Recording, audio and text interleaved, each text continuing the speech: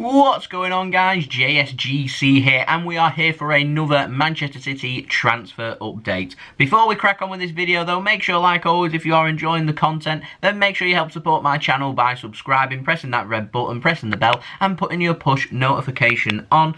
At the time of recording this video, we have smashed past 7,000 subscribers, so thank you everyone for the continued support. It is much appreciated. I've said it for quite a while now, we always look onwards and upwards. Let's try and get as quickly as possible to 8,000 subscribers.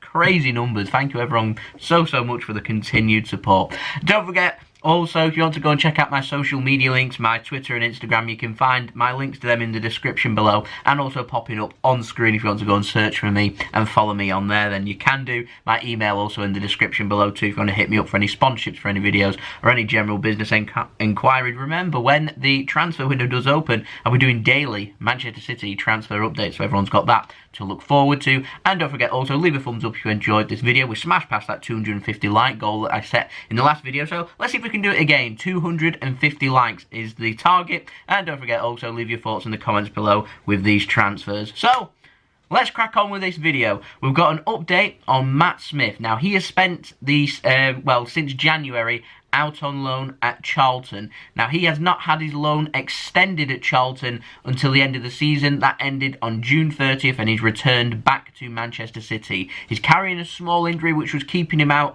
until the end of July. Charlton felt like they'd get 1 or 2 games out of him towards the end of the season. They felt like there was, there's no need to keep him, and so they've let him return to Manchester City instead. Lee Bowyer, the Charlton manager, said that Matt Smith is a nice lad. He's worked hard. It's nothing personal, but he's injured, and so that's why he's returned back to Manchester City. I'm hoping going into next season that the future for Smith can be sorted out, whether that means he goes out on loan again somewhere else, or whether that means it's a permanent transfer. He's a very good player, Matt Smith, and I would like to see his future sorted for his sake and his career and development, and I reckon a permanent transfer somewhere would suit him, and I think the Championship would be a good league for him to learn his trade. He had some great loans in the last couple of previous seasons, in particular when he played for FC Twente over in the Eredivisie, and if he enjoyed it there, then you couldn't rule out a permanent transfer abroad, even back to the Netherlands, if he enjoyed himself. But like I said, I think the Championship would be a good place for him to learn his trade, develop, and get better. I see Matt Smith at some point becoming a Premier League player. I think he's a very good player, and I'm looking forward to seeing what the future holds for him in the future. Personally, I don't feel like it's going to be at Manchester City, as harsh as that sounds, but I do think he'll be a very good, successful football player, and I'm hoping that this summer his future will be decided for his own development and his own career. Now, moving on, we've got an update in the outs on Gabriel Jesus, and I'm keeping my eye on this because these rumours, these flickers that are coming round, they are not going away. Calciomercato, it's an Italian source, and not the only Italian source to have said this in the previous 48 hours, of saying that Inter Milan and Juventus are both interested in bringing in Gabriel Jesus this summer. The article, for the first time, has included a price. They're reporting the City are wanting over €70 million, so we're looking at just over £63 million. In my opinion now, that fee is too low.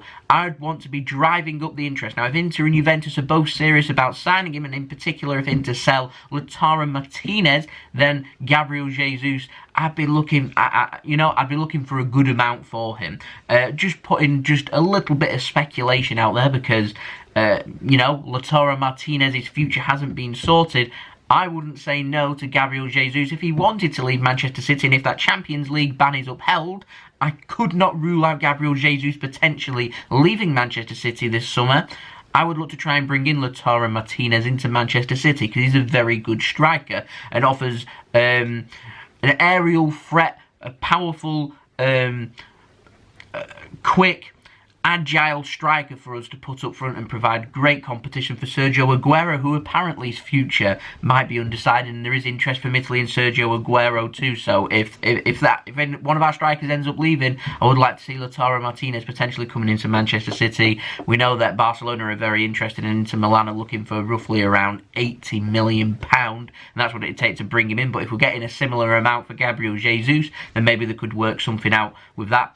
I would say, though, and someone left it in the comments in the last video, and I agree completely, the whole of Manchester City's transfer strategy for this summer relies upon what happens next Monday when the verdict is given out for CAS on Manchester City's potential European ban. If Manchester City's ban is overturned, I expect City will be probably spending big this summer. If the ban is upheld for 2 seasons, I can see 1 or 2 first-team players potentially wanting to leave Manchester City. If it's a 1-year ban, I don't think there'll be too much of an impact at City.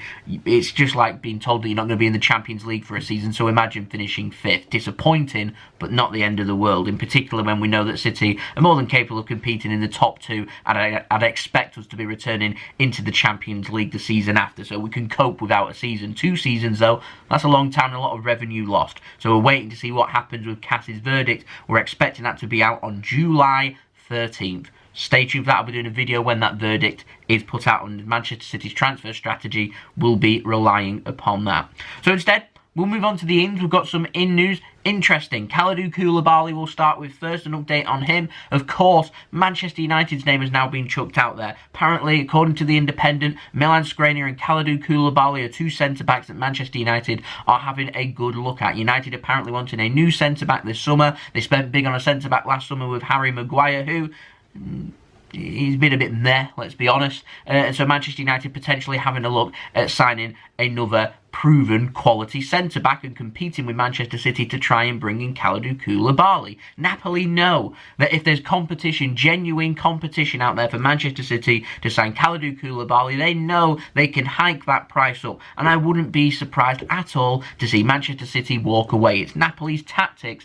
However, this isn't coming via Italian sources. This isn't Napoli fabricating stuff. This isn't Napoli putting stuff into the press to try and drum up interest in Koulibaly. This is coming from England. So it wouldn't surprise me if Manchester United and Manchester City are interested. And should City make a move, I can imagine United perhaps making a move too. It's not the first time that we've seen this. Harry Maguire, we've seen this. Alexis Sanchez, we've seen this. Fred, Bruno Fernandes as well. These are players that Manchester City were interested in and linked first. Manchester United see that City are getting linked, obviously deeming them quality and wanting to beat Manchester City to their signature. City trying to sign players to suit their system and work for their team rather than signing players based on individual qualities, which is what United are signing these players for. I feel like United signed some of these players just to say we want them so Manchester City can't have them, and actually these players do not suit their style of football that they're trying to play, and so it doesn't really work.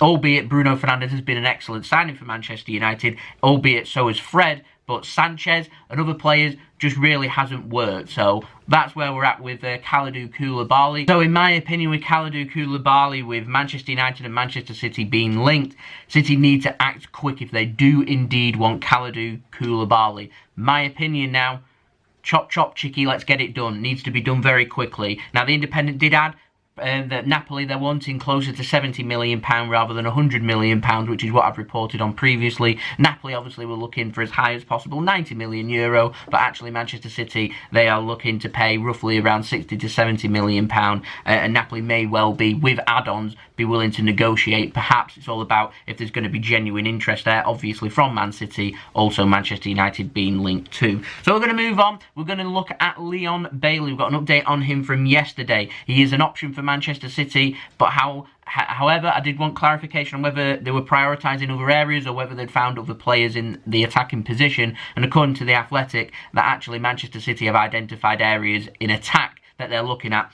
rather than Leon Bailey. Now, David Ornstein at The Athletic has added that whilst Manchester United are interested in Kalidou Koulibaly, along with Manchester City, actually Man United are also interested in signing Leon Bailey too.